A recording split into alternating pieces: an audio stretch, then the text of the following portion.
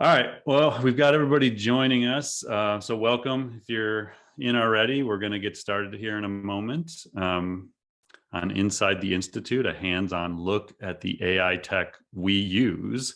So Mike, you've got the controls, right? Do some Yes. quick introductions for everybody here. So if you don't know who I am, Paul Raitzer, founder and CEO of Marketing AI Institute. I am joined today by Mike Kaput and Cathy McPhillips. I'll let each of them give a quick little intro, but just for background, so the Institute idea kind of emerged from some conversations Mike and I were having going back to like 2000, well, I guess 2014, because when I was writing my second book in 2014, The Marketing Performance Blueprint, I wanted to do a section on artificial intelligence. And it was not something that anybody was writing about in marketing at that time. And so I pulled Mike in and said, hey, you want to like do a research project with me on where we're at with AI and what we can do with it in theory and marketing. So Mike helped me, research and develop the section on artificial intelligence in that book in 2014. And not too long after, I started doing all the public speaking about AI, and Mike and I, have a happy hour, office hours, and it's kind of like, what, going to do something with that? That was kind of a fun topic to work on. Like, what else we got going on with it? So Mike and I actually started a blog underneath my previous agency that was just Marketing AI Institute. And the whole idea was like, let's just start writing about AI and see if other people are interested in it. And fast forward to 2022, and Mike's now the chief content officer at the Institute, and he spends the majority of his time researching and writing about AI. And Cathy McPhillips came to us from Content Marketing Institute most recently, and has a really strong background in the media side and education and events. And so she joined us May of 21, right, Cathy? It's coming up on a year. So I hope I just didn't like steal your interest, but Mike, why don't you just give us a little background that doesn't involve the story I just told about your background? Yeah, absolutely. And this will be definitely relevant to some of the stuff I'm going to share today. Like I started out my career as a journalist, storyteller, transitioned into, mostly like a content marketing focus. And then obviously today I'm focused a lot on audience and demand generation. So there's so many cool AI use cases in those areas that I'm going to share. So I've kind of been lucky to be able to be at the like ground zero of experimenting with some of the more content focused AI tools out there. Cathy? Yeah, and I am rounding about 3 decades of being in advertising and marketing. And with that, within the past year, I've just learned so much about how all these things can make my life so much easier. So I'm coming to it kind of almost from a customer standpoint, like what would benefit all the people that are in roles like me, that whether they're new to marketing, whether they're young, or whether they've been around a long time and are just like, okay, what's all this tech? So I'm kind of learning and sharing as I'm going along on things that have helped me. Very cool. All right, Mike, get us to the AI in action, the wrapping up the week. So if you've been with us throughout the week, what we're trying to do is these AI in action weeks once a quarter. So we basically do, 3 to 5 in a week, and we try and make them just super specific to use cases that might be relevant to our audience. So we start off the week with creating and scaling content with Jeff Quill at Market Muse. We had Kevin Myers at AI Advertising do an awesome demo of their platform with probably, I don't know, like 6 to 10 different use cases for AI, like major use cases from planning to targeting to creative to performance insights. So that was really cool. Yesterday, we did smart newsletters with Rasa.io. And today we're going to do the inside look. So we will make all these available on demand. You get an email probably tomorrow coming from Cathy that has all the on-demand information. We will do Q&A at the end. I'll be here kind of monitoring the chat and asking some questions throughout. And Mike, what's the next one we got? I think just like an overview. Okay, so basic premise here is, what we teach people is just find smarter ways to do things. Like if you spend a bunch of time doing something as a marketer, go see if there's a smarter tool, smarter technology to do it. And that's in essence what we're doing at the Institute. We are a small business, so this isn't like you have to be a big enterprise to do this. We have a staff of 4 or 5 people.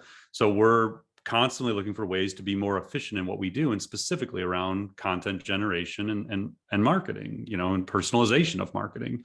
And so these are the things we always teach people. It's like, if you do something, you do a task as a marketer and it's data driven or should be data driven, you should be using the data to make decisions about what you do.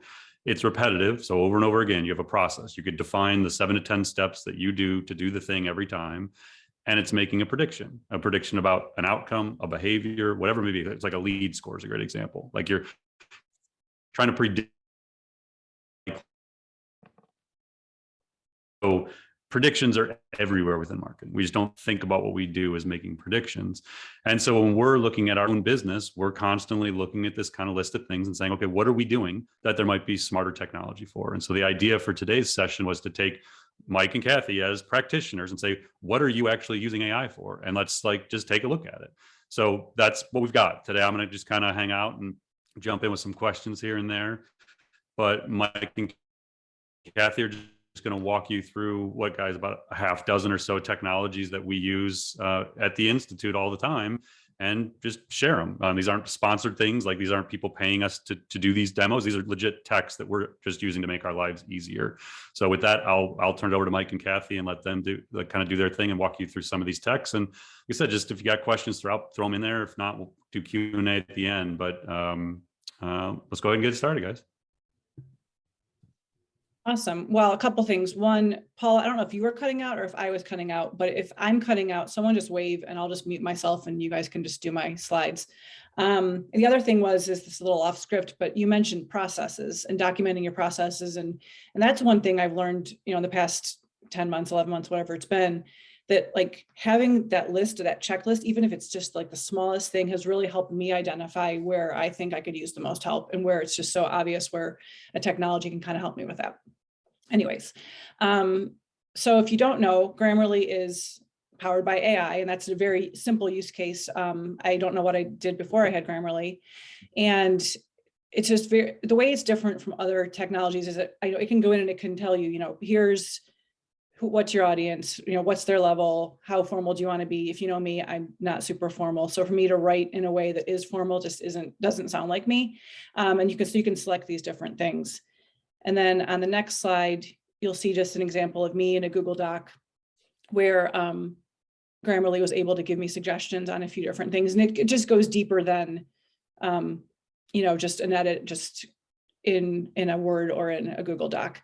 So here, it's telling me just what it could do, if it's correct, is it clear, is it engaging, and does it really deliver the message I'm trying to hit home with? And then every week I get this email where it tells me, here's where you are. So if I ever see a big shift in what I'm doing, then it kind of gives me a chance to step back and say, I really need to, what changed and what message do I really want to get out there? So it does help me make sure that I stay on course with the message I'm trying to send out. And to hang on Grammarly for a minute, so if people aren't familiar, they have, I'm just looking it up as we're talking, but they have, they just raised another massive round. They have 400 million in funding. So most people are probably familiar with Grammarly as the widget in your Chrome browser that checks, spelling and does some basic tone stuff. But they're building something far greater than that. And they're using AI throughout all of, the product. But the big thing that they're doing here is what's called natural language processing. It's taking words in, outside of the initial thing where they're actually trying to predict what kind of words you want to create. But as you're writing, it's processing your words, your language, and it's actually making recommendations based on that. So that's where the AI is infused in there, and eventually can get to actually generating language as well. Well, I think Grammarly is a really cool example too, because of how straightforward it can be. Because how many times have any of us sat down in front of a document to edit it? You go through, you do an edit, and the output's good, but you have to reinvent the wheel each and every time. Whereas this really standardizes things across people, opinions, teams, things like that. So it's whatever you decide on, in terms of tone of language or what your outcome is, this is a really good way to just standardize that. It's like having data in front of you where it's you guys don't have to go back and forth saying, okay, is that rule correct? Or is that edit what we should be doing? You have a single source of truth for it, which I would say, if you're producing a lot of content, can save you a ton of time. One other thing I'll say is I'll put and again, Grammarly isn't a sponsor. We're not getting paid to be promoting Grammarly right now, but I'll put it in the chat for everyone. They have, again, many of you are probably if you're using it, you're probably using the free plan. So there isn't much AI in the free plan. I mean, it's going to be very base level. As you get up into like the premium or even into the business plan, that's when you start seeing, like if you click on this, see the complete feature list, that's where you're going to get clarity, focus, sentence, tone adjustments, plagiarism detection. Like that stuff's not possible without AI. So Grammarly, again, is one of those tools we take for granted that wouldn't be possible in its current form without smarter technology underneath the hood. And again, me as a marketer, I don't necessarily need to care how the AI is built. I just know that it's making me sound a lot better. And then, we were talking about data-driven, repetitive, et cetera. And one thing with Descript is like, I don't know how to edit videos. When I started at the Institute and I said, once we do a webinar, who's in charge of editing the videos? And Paul said, you are. And I'm like, okay, I guess I'm going to learn how to edit videos. So I learned about Descript, which the Institute had used previously. And I went in, and for the first few, Mike, go ahead and press play on that video. You'll see at the bottom, like the normal way that I knew how to edit an iMovie or something was, you go on the bottom along there and you can just drag the cursor, and whatever is blue, you can go ahead and delete. And that's really tedious if you're trying to get it down to like the fraction of a sentence. So I read up on easier ways to do that. So this was yesterday's AI in action session. So what I did was I basically went through and cut the copy on what I didn't want included. I wanted it to start with welcome to the AI in action session, which is the first, that's, all the chit chat before we didn't necessarily want in there. So I cut to that point, cut all the text, and the video edited itself. So that saved me, 20 minutes, half hour, whatever the case may be. And I'm doing that every week with a video. So add that up over the course of the year, and that's awesome. And then I just go there and I export it and it's done. So that's just been something that has been a huge lifesaver for me. So filling that gap of something that is not one of my core strengths. And then do you have another one? Oh yeah, keep going. So the process with the video is I export the video from Zoom, upload it into Descript, do the editing, get the transcription, export both of those things, and then put that for our on-demand version. And then I create a snippet of that video to put on YouTube to promote a webinar, promote our our intro to AI courses that I know many of you have taken. So this was our intro to AI from a few weeks ago, where I just wanted like a quick snippet to put on Twitter, to put on Instagram, things like that. So I edited the video down in the same format, just created a separate file, took this transcript, and I wanted to upload that into YouTube. So the next slide, Mike, I think. So then I went through and I just cut and pasted that text into the captions. And what YouTube did, and so I was ready to sit there and, match up the slide to the, Paul's voice to the text. And then I entered it, and then like magically it matched it up to Paul's voice. And I'm like, that's amazing. And that's AI. So all these things that, I sometimes make things harder than they need to be. And this was an example of AI helping me, it was just there and it would just happen. So there you go. And then I published the video, and there's the transcription right on top. So accessibility, it's good for our customers, people that are watching videos when they should be doing other things, they can read the text. So it just has really been beneficial for us to have that process down. And again, it's like check, check, check. Here's when I do this every single week. It's the same exact process. So it's just been really nice to have that technology help me. And I would say like, this is one of those where as soon as I saw this, I remember it told me about this tech, but it was probably like a year and a half or 2 years ago. Somebody in video production brought it up, and I was like, what the, like, I just watched the trailer video on the homepage, and I was like, oh my God, like this is exactly what we've been talking about. Like, this is just brilliant technology. And you don't get to the homepage and get like hammered over the head with AI. It's like, but every single thing in it is just smarter. And that's like, this is what marketing software will become. Like, we're nowhere near there where every piece of marketing software is like this, but they just took every use case that you might need, and even some that weren't possible. Like, what's the filler words? You can use a feature within Descript that automatically removes all filler words from the text and the video. So if I said 4 times while I was doing this little diatribe, you could actually have Descript remove that and dub out the video too, like by just cutting filler words. it really is mind-boggling technology. So this is one where if you really want to see what smarter tech looks like, what AI seamlessly integrated into tech looks like, just spend some time playing around with the script. It's crazy. And the pricing is like what, Kath? We pay $15 per user per month or something stupid cheap. Like it's really accessible. So it's awesome. And Allison, yes, I get transcripts. So that's how I'm cutting it, is cutting the video is I wait for the transcription to come through, and then I go through and edit that. But before I do that, I can export into a Word doc in its entirety, and then I can start cutting or whatever I need it for. Yeah, one of my favorite texts we use, hands down. Like it's just brilliant.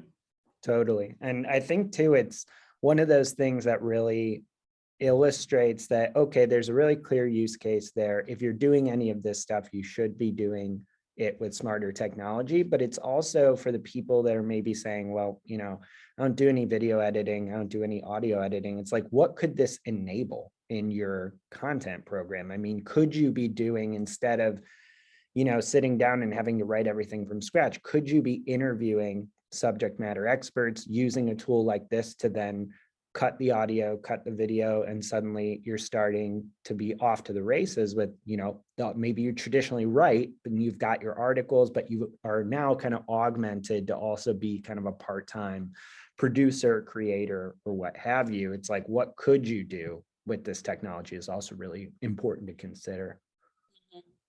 Like I was thinking about Mike's Macon session from last year. I was talking to Tamara this morning about, could we chop that up into some YouTube videos going through each of those use cases? And the notion that I could actually do that is just, I shouldn't be able to do that, but I can. Without opening iMovie or something. Right. So it's just it's opening my, just ideas to things that, we could do. Yeah, and if you're an agency, like go spend a week with the script. Like what services could you build around that? Like if again, I used to own an agency. What could we have done with video that I would have never even fathomed prior? Because I was like, wow, we could actually offer video services. Like our team can get trained in probably a day on this technology. So it really opens possibilities, not only as Mike was saying, to do new things with your own marketing, but if you provide services to other people, there might be a whole new service category for you. And they are not paying us to say this. No. Okay. Yes. None of these are being paid sessions. So I'm going to dive into a little bit more about how we're using other AI technologies. A lot of this is on the content side, but the way I've kind of broken it up is use cases. You're going to see probably the same tool mentioned several times with different use cases. There are a lot of these tools out there that do a lot more than you might think from, say, what's on their website. So there's platforms and AI tools that have tons of different use cases, and not everyone always knows that they can do these things or gets the most value out of them. So that's kind of why I've broken it up from a use case based level. And kind of one of the first things we use AI for, using an AI powered content strategy platform called Market Muse, which was part of our AI in Action week this week. We identify high value content topics. So Market Muse will actually tell us what is the potential value in dollars of capturing traffic around a certain topic, of owning that topic in search. And it's factored in by things like how much traffic topic gets and what you would typically be paying for to get that traffic otherwise through Google ads. Now, it's not the only metric we look at, but it's an interesting indicator of saying, okay, when we're looking at all the possible topics we can write about, AI can actually tell us what are the better ones with a higher potential value that we might want to strategically focus on, as long as they align with the stories we're trying to tell and the narratives we're trying to tell. So we'll actually start off a lot of our content brainstorming and our strategic focus by looking at the overall potential value of certain topics. And the really cool thing is, once we've identified the actual topics to write about or create content around, we can actually use Market Muse to arrive at a personalized difficulty. So it'll actually use AI to tell me how difficult is this for us specifically to own the conversation around. So this term may be extremely difficult for an average website as represented in Google data, But because of our longevity, authority around the topic, the existing traffic to the site, MarketMuse will actually tell us, hey, this is actually going to be easier for you personally to rank for, which is a huge competitive advantage when we're thinking through this. I mean, there's not only opportunities to create content around topics that we didn't even know were opportunities, because, if we were looking at generic data, we'd probably be turned off by the difficulty level.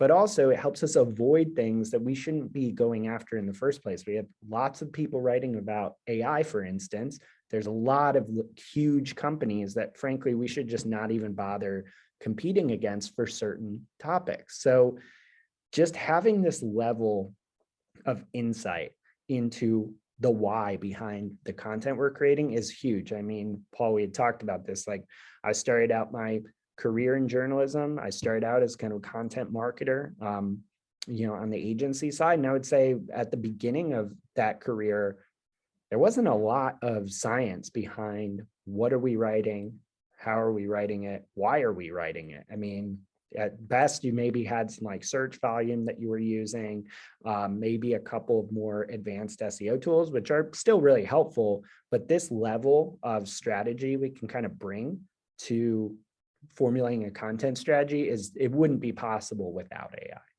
Yeah, and there's actually a course, if anybody is a AI Academy member, so we have an online education platform that has about 40 or 50 courses accessible on demand. One of them is called Cognitive Content Hub, and it's actually a framework that Mike and I started working on probably back in like 2016, 17. And in essence, what we did was we said, what are all the ways we could apply AI to build smarter content strategies to predict the success of a site? So if we wanted to launch a website about artificial intelligence in the marketing space, how do we know it's going to work? Like, how do we know what to prioritize writing about? Can we predict how many people might actually show up and read this stuff? And what we realized is at the time, that's what we were getting paid to do for clients, was like predict the success of content. And we didn't have the tools to do it. To Mike's point, it's like keyword volume and difficulty. So this enabled us to start building smarter strategies, basically. Yeah, and I would say stuff like this is just absolutely critical whenever you have more than a couple stakeholders in a room too, talking over this stuff, because there's certainly a massive place for human creativity in the content process, but everyone who's on this has known that at some point, someone will come up with an idea, myself included, and say, yeah, we should definitely write about that. That sounds really interesting. And then you get to putting a lot of resources behind it and it just doesn't work, or it wasn't the right move to begin with. You get too attached to your idea, whereas tools like this can really give everyone kind of a single source of truth to start making really informed decisions. So we also use AI to start determining which pages to prioritize. So using MarketMuse, again, one of its many features, will actually be able to see, once we know what topics we're targeting, once we know if we can actually compete with them, we can actually see, do we have any content that is already ranking for it? So I do want to emphasize here, this is kind of where the human strategy and creativity and the machine intelligence work really well hand in hand. Is, a lot of times, and I'm guilty of this too, every content marketer, we want to create new, fresh content. And we often are saying, oh yeah, it'd be nice to update some posts once in a while. Well, in reality, for us now, updating existing content is actually a huge pillar of our content strategy. The reason being, our human strategists have seen anecdotally that anytime we do a really good job updating and refreshing content, we see significant search gains. So a key piece of our strategy using an AI tool like MarketMuse is find the pages that are already ranking for this topic that is a really interesting topic for us to start targeting. So in this example, for instance, which is one of the real posts on our site, this is actually a really cool example because we can actually tell, oh wow, this is almost ranking on page 1 for the term or topic we wanted to go after. So this would be a pretty high ROI activity, since we only need to nudge it up a few search ranking spots to actually get on like a page 1 position. Especially since we have a book about marketing AI coming out in June. So it'd be good to get this ranking up before June. Yes. And the really cool thing too is that regardless of kind of topic and, focus, we can actually determine the user intent behind the topic. I mean, this is huge because oftentimes we say, okay, writing about a topic, here's kind of how I think we should cover it. And sometimes humans are right. We've probably been batting over a 500 batting average on that, but it's oftentimes you're wrong. And by the time you get to the end of a very laborious process, when it takes a ton of time and money to create content, if you just wrote it with the wrong user intent, you're going to be in huge trouble. I mean, it might be something you're proud of, but it's not going to get you results when it comes to search. So we can actually use AI to tell exactly what type of intent is behind the term or topic we're targeting. So in this case, using the kind of best books on AI example, primarily this is just basic knowledge. Tell me what books there are about AI. There's definitely an element of comparison here where we say, okay, maybe we want to compare which books are the best books. This is really where a human can come in and get really creative with saying like, let me go take a look, and I actually did this past week. Let me, using this intelligence, go take a look at what's out there and look at what the posts are like and how compelling they are, and how can I write a much better post? How can I create ours to be much more value driven for humans? And to be honest, that's precisely what we did. No disrespect to anyone who's ranking for this term, they've done a good job, but all the top 10 posts that I reviewed this past week were interesting. They all mention the same books.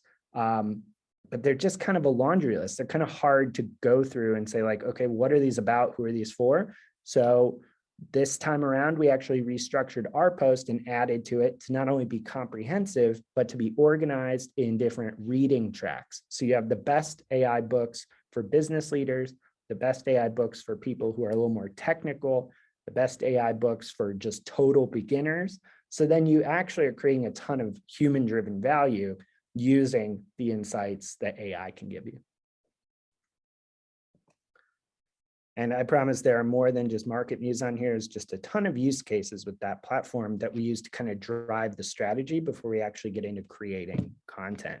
So we can actually determine how to cover the topic here too. So we can run what's called a content brief on the actual topic itself. So you'll order this through the platform, and Market Muse will use AI to actually tell you, okay, here's the score you should go for, here's the length it should be, here are different subheadings you need to be using, and here's kind of the distribution of how to cover each and every topic. Now, for books is really straightforward, so you might not necessarily learn anything that's like shocking in this brief, but for more complex, comprehensive topics, we can literally be exporting a brief that tells us, okay, here is exactly what you need to cover and how to cover it so that you can have the best chance of creating a piece that is going to rank well, that is going to be seen as authoritative, and is going to be the highest quality possible. And again, I think like this is where you start to see a very practical time-saving element. Like if you were going to write a blog post, this is like, we talked about Descript, there was maybe some things that you just wouldn't have done previously or didn't even know you could. Yeah. If you're a writer, you create an outline. Like you hopefully, like especially if you're doing long form, you sit down and think about, okay, what are all the questions I need to answer here? What are some of my favorite books? What other books are out there maybe I don't know about? And you spend potentially hours researching to create a thorough outline. This does it in like 30 seconds. You just say, hey, here's the topic I want to write about. And it pulls in all the recommended stuff. And so you now have like a raw, rough draft outline of something that just saved maybe 3 hours. I go back to college me and think, oh my gosh, like if I had this in college and I could write a brief, like it's saving. Plus, well, we didn't actually have Google when I was in college. All right, that's a depressing thought. I just went a really depressing area, but you could think about all the time you could save and how much more thorough the piece can be with this kind of knowledge at your fingertips. But it still takes Mike's knowledge and editing to go through it and say, no, this doesn't belong here, or just to do all that stuff. So it still takes that human to make sure it all gets done right. Yeah, definitely. It's not going to give you the entire secret sauce to creating something that's compelling, but yeah, it'll get you some of the way there. And it's still going to require, like a lot of AI tools, it's going to require a human in the process to make final judgment calls on this stuff, which is often why we say like a lot of these things are not going to replace marketers entirely. You're going to be more valuable than ever if you understand how to oversee some of these machines. So then we also kind of last but not least are using this to hit topic coverage and content quality. So this is, within the platform when we're actually writing the post in real time, it'll tell us what's our content score, which you see over to the left there. And also how are we covering all the relevant topics we need to cover? What distribution is suggested. And so the goal here is really to just aid you as you create a compelling narrative to get the highest score possible, highest quality score for the topic, and make sure you've covered at least some of the more important areas for this topic. And you can even toggle between different tabs that, AI will actually pull a heat map of how competitors have covered the topics as well. So you can actually see, okay, the top 3 ranking posts talked about, artificial intelligence books and machine learning books, but they totally didn't talk about deep learning books, and none of them did it. And we actually should be covering it. So that's a huge competitive gap where I can say we can actually make our piece of content better by covering what our competitors have not. Mike, we've got a question about, do you enter the list of points separately or suggest them and you select the ones to use in the draft? So I'm referring to like the list on the left of the sample things. Yeah. So in terms of, you mean in the content brief, I assume? Well, in the picture we're looking at right now, I think that those are machine generated elements. Mike didn't write any of that. The topics that you are given are based entirely on the topic that you give the system when you are trying to rank for something. So it'll go evaluate on its own the top, say 20 or 40 ranking posts and say, here's the topics they have in common that they have covered. Here's what our suggested distribution is for those. So we're also using a tool called Jasper, formerly called Jarvis.ai. Until 24 hours ago. Yeah, until honestly, maybe 24 hours ago. So Jasper is one of many tools out there that uses natural language generation, which has progressed extremely far and gotten very advanced very quickly to help with all different types of content generation. So we actually start off sometimes using Jasper to take templates of whatever we are writing. Now, on one hand, and I'll show you this in a bit, Jasper can actually write long form content with human oversight, but it can do so much more than that. It can actually chip away at these little pieces of the writing process by generating things like a blog post intro paragraph, a blog post outline. Whenever you're stuck, there's often a template that a machine can generate to at least get you unstuck. And I mean, writer's block or getting distracted or stuck staring at a blank page is a huge pain point for anyone who's creating content. So even if you're not using AI solely to generate, every piece of content, which you probably wouldn't be doing anyway, you can use it to actually chip away at these little pieces of the writing process that together create massive inefficiencies. And you can then focus much more, how do I create a compelling story, a compelling piece of content, rather than, shoot, I don't really know where to get started.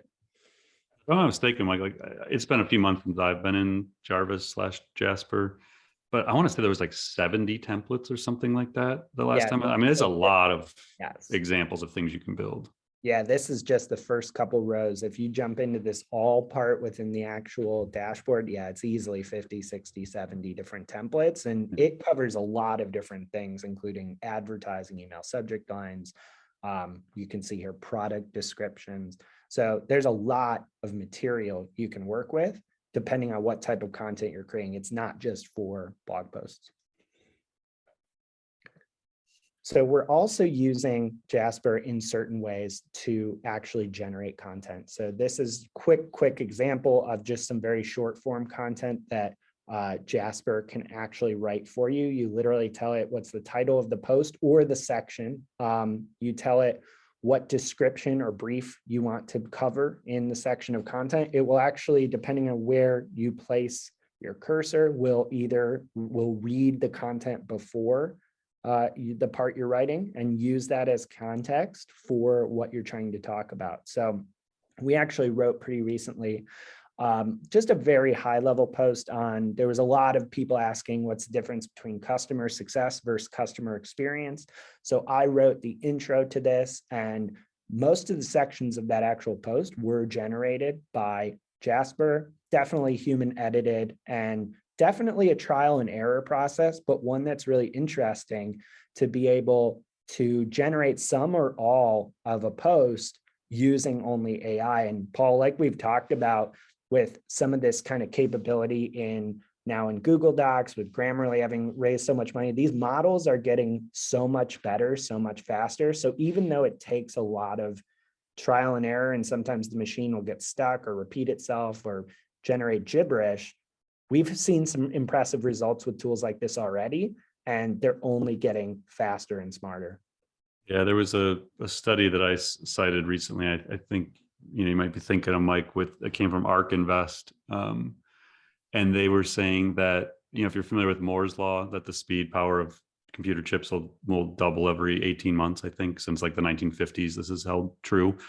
They said that the rate of advancement in language models and language generation capabilities is far outpacing Moore's law. I don't remember if it was 2 or 3 times faster than Moore's law for the last like 3 to 4 years.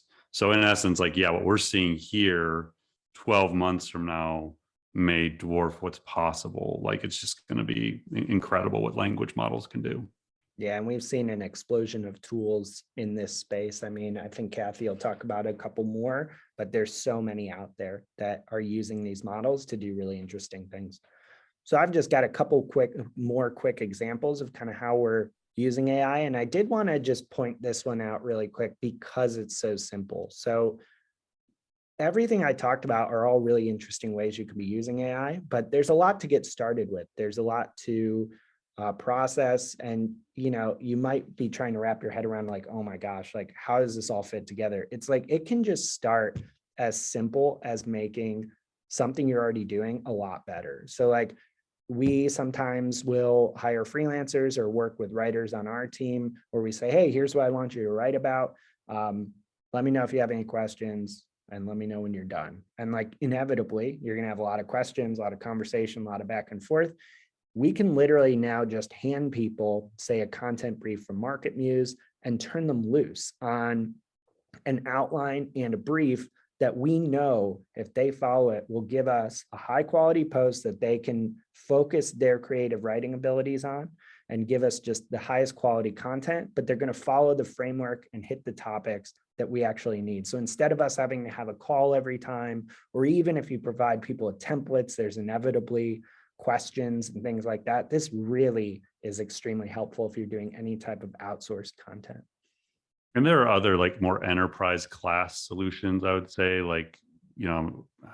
Acrolinks comes to mind, one that we used to, look at more, where you can actually train stuff like this on your brand guidelines. So if you're a major enterprise and you've got hundreds of writers and maybe dozens of languages, in theory, you can teach AI to be the ultimate editor, to stay on tone, stay on style, use specific phrases in specific geographic markets. You can teach the AI to oversee all that. And so just what editing is in the future will look so different as these tools become more readily available. So just a couple other ways we're doing this. So we also use a tool quite often called Phrase, which is definitely also playing in kind of the content marketing SEO powered by AI spaces. So one big way that Phrase is helpful to us is analyzing specifically our site, our content, and actually telling us what content is in danger of decay. So this is really important to us, kind of back to that point about updating posts. We have some really popular posts that the moment they start decaying, you can tell by seeing kind of overall traffic numbers, there's an outsized impact for certain pieces of content that are just really popular, but also around heavily competitive terms. So we can actually tell pretty quickly which ones do we need to prioritize. Again, with a small team, it's absolutely critical. a lot of the 99% of the opportunities that come across your desk every day are nice to have, not need to have. And finding that 1% by using tools like this is just the difference between success and failure a lot of times. Phrase, I know, Mike, I don't think you have this example in here, so I don't think I'm like undercutting the next slide, but we also use Phrase as a knowledge assistant on our site. Like that was actually the first use case for Phrase, and it's a really cool company doing some cool stuff. But in their case, is this the knowledge assistant one? Like, yeah, so this is like their answer bot so they also do, aside from kind of SEO AI, they do an answer bot that you can install on your site, and it will actually field questions from visitors, and it will respond by presenting them with content from your website that answers their queries. So we have been testing this for a while with things like understanding, what users are even asking about. So there's a content intelligence piece to it, but also making content more discoverable by anytime someone asks a question on the site, we actually serve up, say they ask, what is AI? Phrase ideally serves up one of our best posts on what is AI. The user clicks through, hopefully they will rate their answer, good or bad, and then it will actually learn to get better based on user feedback. And the cool thing from the jump with that one is it doesn't take a ton of time to get it up and running, because it just learns from the domain. Like you just install it and it uses natural language processing to go through all the words on your site, understand the context of those words, and then therefore be able to answer questions when they're asked based on its own training. So yeah, as Mike's saying, like the human in the loop, we can continually train it and make it smarter until we can go in and say yes, no, good answers. And the machine learning learns that. But on its own, it can actually be a relatively valuable knowledge assistant the day you install it almost. So yeah. Again, so many of these tools are so approachable and accessible and affordable. Like that's one of the big things we want people to take away today. Yeah, that's a great point, because with something like Phrase, we installed it a long time ago, so I don't quote me on how long it took to get set up, but it scanned and scraped our site fairly quickly. And literally we just had to give it a link to do that, then copy a short piece of JavaScript into our CMS, and that's it. Then it's running. So you do not need to do anything super, super technical beyond what you would do for like a Google Analytics tracking code, for instance. Great. And then Cathy, okay. So you just pause it for a second. Sure. So I guess the good news about marketing is that marketing touches pretty much everything, all your products, all your services. The bad news is that marketing touches everything in the company. So there's a lot of things that, need to be done. So what I wanted to do is like, okay, what's the most valuable thing for me to do quickly and efficiently? And MACON, our event that's coming up in September, was that thing. So this was a couple months ago. It was actually before our virtual event last summer. But I said, okay, I've got to dig into these AI tools. So I got copy.ai, and they're actually now free for this version that I'm using. And then go ahead and press the video. Thanks, Mike. So I just went in and typed in the website, macon.ai, and it gave me the name of the product. And then I went through and typed a little bit here. And then the next section, what's unique about it, I went through, read that to make sure it was right, if I didn't want to change anything. And then it went down to our target audiences. Market research professionals really aren't, if they come to the event, awesome, but that really, we're not specifically targeting them. So I was able to go in and manually change. I'm talking faster than the video is going. So, I added in some commas and things like that, changed some grammar. And then down in that next section, I changed our target audience. And it was just all this stuff just populated because it crawled the website. So it's just super easy to go through. Again, it's like the key with these language generation tools is they're all early. Like most of these have emerged in the last like 12 months to 18 months. And they're raw, like they're not perfect, but the point of this is like, it doesn't have to be. Like it's just and like Mike was saying earlier, sometimes you get writer's block and you just want that, like, you want some ideation help, basically. Well, I think too, one aspect we probably haven't even talked about here is even if you are bulletproof with your copywriting and you're like, hey, I know what my message is. Well, what about multivariate testing? What about A/B testing? You may want to plug that in and generate 100 variations or 10 or 5, depending how sophisticated you are. This is a really quick way to do that because And that's what we're looking at here, Kathy. That's what this one These are is. the You know, so outputs. it said 1,500 attendees, which would be amazing. Could I change it to 300? Yeah, come on, everybody on this. Like, let's go. And I hit more like this, and it generated more based on that specific one. So, you know, some of these were really, really good. Some of them were fine, and some of them didn't really make sense. But as you can see here, you know, I had Twitter linked posts, I had, you know, intros to emails, and I could go through and I could favorite them if one really resonated. And I said this a few times, and I'm sure some of you heard this on Intro to AI, but what I liked about this the most is, like Mike talked about, that blank page, and I sit down and I'm like, okay, I got to crank out some promotional copy, and I just need, and this has helped me get started. And the other thing I liked is that I write the same way a lot. I use the same words a lot from, you know, so this gave me just a whole new way to talk about the event. So we're testing out some emails, we can test out some social media posts and things like that. And it just saved me so much time. So it was just absolutely amazing. So that was just a very quick example of how quickly that they was able to do that, you know, 30 seconds, not even. And I had just pages and pages and pages of content ideas. Yeah, definitely. And, you know, before we dive into kind of me stopping the sharing here and going into Q&A, Cathy, did you want to kind of talk quickly about MACON? Yeah, so MACON is coming up this summer in person.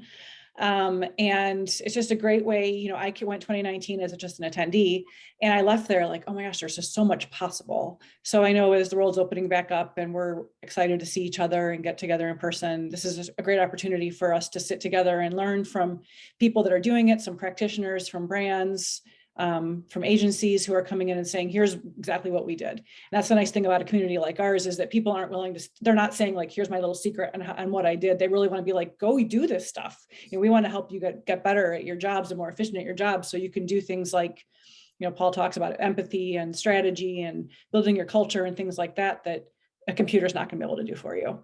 So that's the goal of the event, is we want you to leave with tools you have to make your job better and easier. So that's August. So registration's open. I'd love to see you there. Very cool. Well, if you have any questions, hit us up in the chat or the Q&A. We've got one about MarketMuse, an interesting use case here. Do you use MarketMuse to find top videos on a topic? Mike, have you used it for that? No, that's a great idea. I wonder, you know, I'd have to check if we can even do that. That we have not used it for that yet. We should, because then I think that's a really interesting way to start thinking about it too. That's kind of what we were talking about with like, what does this actually enable? I didn't even think of that, but we could very easily go summarize top videos, or, you know, take quotes from them and create our own spin on interesting content. I wonder if, so MarketMuse, I would assume they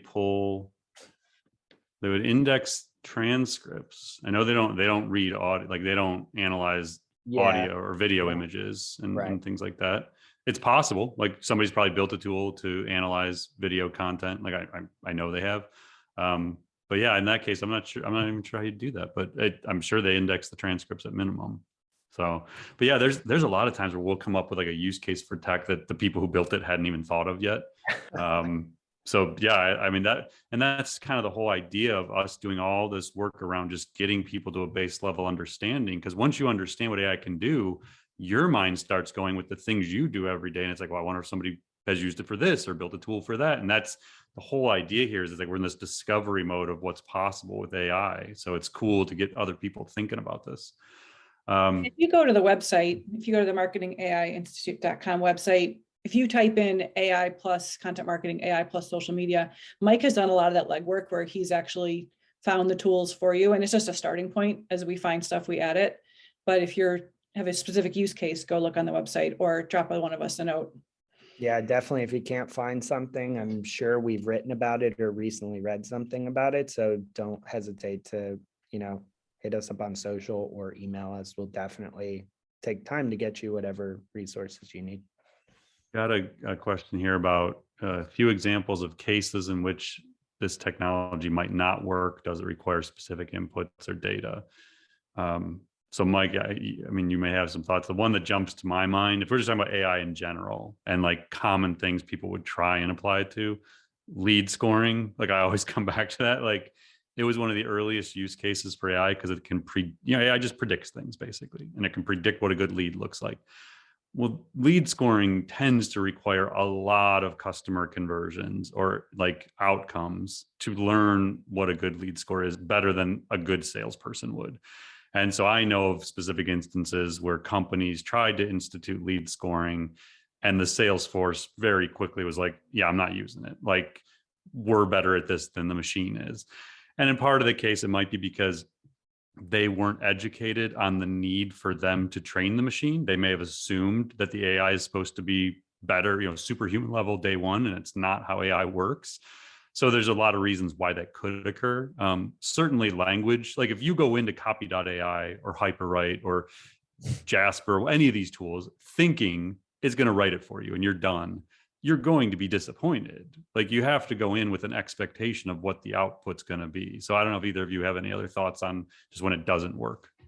Yeah, I mean, one of the big areas that always make sure to talk about is like, it's like any tool, just more so in the sense that if you don't have a good strategy behind what you're trying to do, like no amount of AI can help you. I mean, we at times use AI for everything from the content examples I mentioned to actually either writing or predicting, say, ad performance or, creating social shares. But if those aren't on the mark, or like we're targeting the wrong people with ads, like, or we shouldn't be advertising what we're advertising in the first place, it doesn't matter. I mean, it'll just optimize towards something we don't need to be optimizing for. So I think it's critical to be really smart about how you set your strategy up for using some of these tools from the start. Like there's one I'm going to give to you because I know you've actually used both tools. So how is MarketMuse different from, did you say Ahrefs? Yeah.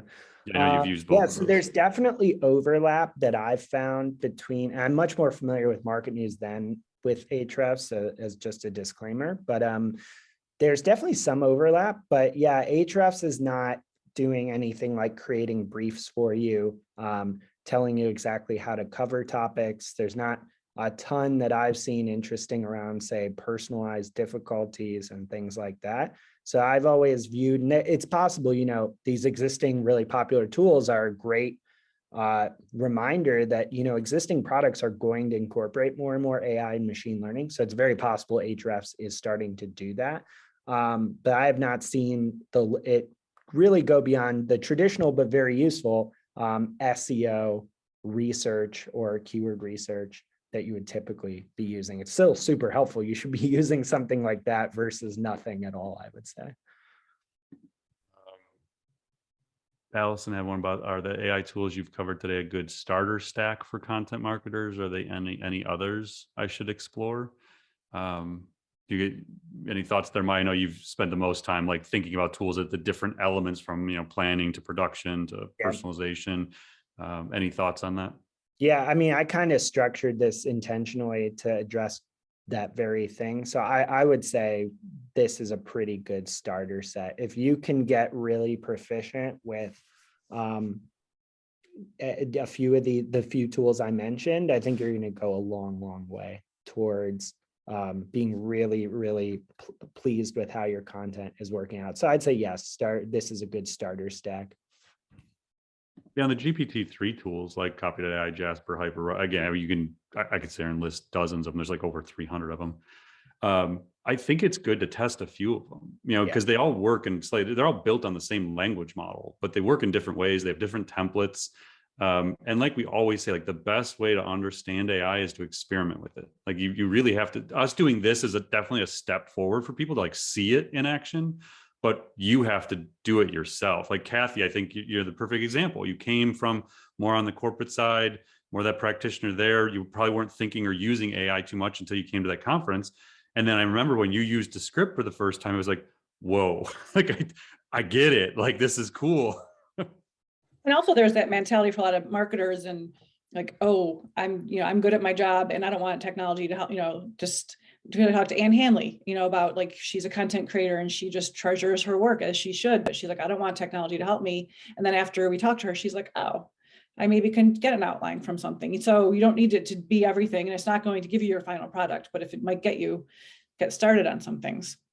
So yes, I do like finding something that I'm like, oh, this saves me a lot of time. That's what I'm in the saving time stage of my AI journey.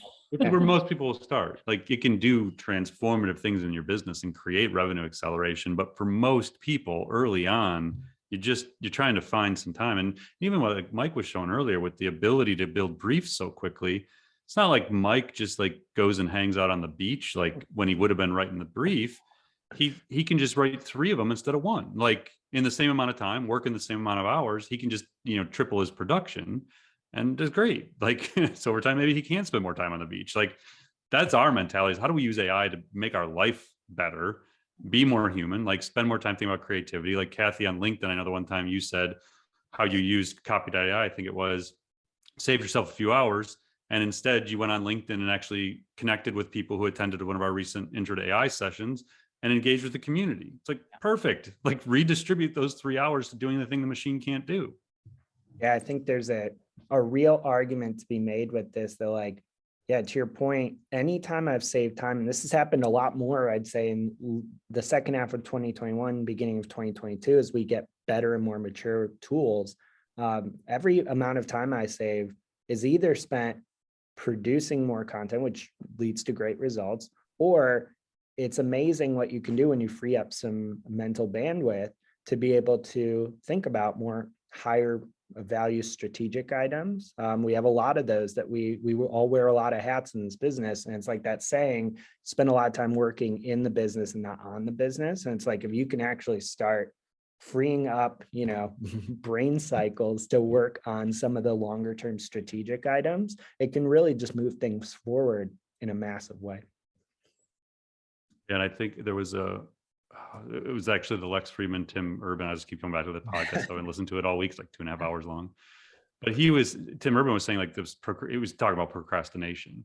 And he was saying like, if you read or you write for 30 minutes every day, like if you write for 30 minutes every day, you could write a book every 2 years. Like, and so if you just think like, if you could find AI tools to save yourself 15 minutes or 30 minutes or 45 minutes every day, that compound interest on that time would be massive. And so like, AI doesn't have to do everything for you. If it saves you 30 minutes a day, that over a year is a massive amount of time that you can redistribute to do something that's more fulfilling to you. So I was going to ask like closing thoughts. That's my closing thought. So as we wrap up here, Cathy, do you have a closing thought for everybody that attended today?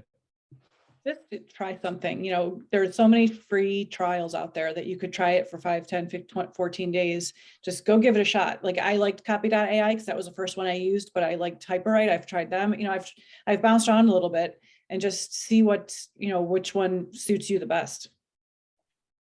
Mike, what do you got? Yeah, Leave us with something good, man. Couldn't agree more. I mean, just move fast and try out things, because you're going to be surprised, especially if you're a little hesitant or you're like, oh man, this is a lot to process. I promise you that some of these tools are very accessible, and many of them offer really good training. I mean, Jasper is a good example. I went through the training they offered in like an hour, and there was a lot of really important things I would not have known or done with the tool. So take the time to experiment and mess around. You're going to get really competent really quickly, and you're going to get over that hump saying like, you're going to have a framework for understanding, the really intimidating stuff that's going to come down the line. And if I have one more thing to say. Yeah, do it. If you do try something out, please tell us. We'd love to put you on the blog. Let's share it on social, and we'll help spread the word. Yeah, and if you're not in the Slack community yet, definitely do that. Cathy will include a link to that in email as well, so you can join there, and love to hear about things people are trying there. Share it with everybody else. We're all trying to figure this stuff out. So thank you. I hope this is really valuable for everybody. Thanks for being a part of AI in Action Week, part 2, I guess is the second time we did it. Cathy and Mike, always a pleasure. I guess we usually do this around a conference room table or a lounge, but nice to do it virtually. Yeah. So thank you, everybody. We will talk to you again soon.